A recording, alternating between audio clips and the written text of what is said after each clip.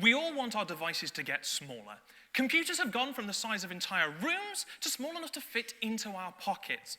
Modern microprocessors are pushing 30 billion transistors per square millimeter.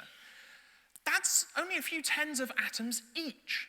And whilst we keep on getting smaller, we're starting to reach physical limits. You might have heard of some weird quantum effects that are going on, but actually there's a much simpler problem. Heat. We all know our devices get hot. Your phone, your chargers, your laptops, they all get hot, and if we can't deal with that heat, that's going to cause a problem. It's going to start making things break.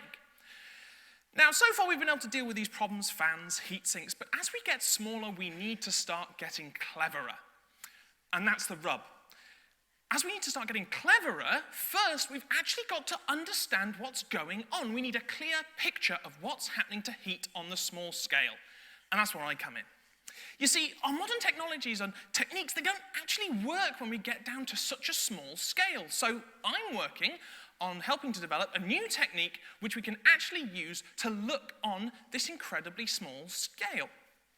We do this using an atomic force microscope, which uses a cantilever, which is the width of just a few human hairs with an atomically sharp tip. The tip is so sharp that when brought into close proximity to a surface, the atomic forces actually pull it down, causing the cantilever to bend.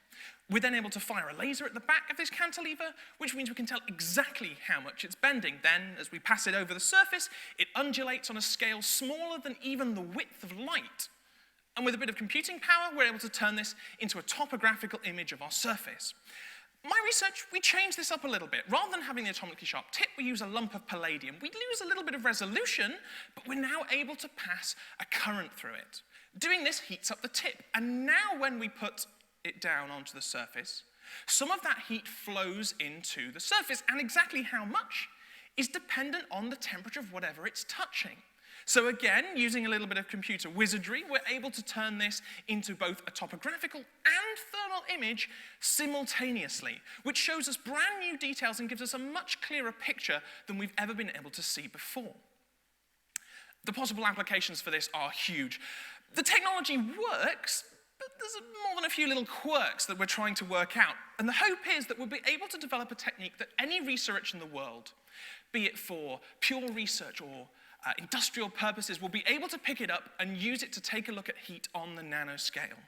Within my own research, in just a few, maybe even 10 years, your phones, your computers, and even your fridges could have their design impacted in some way by my research. Thank you.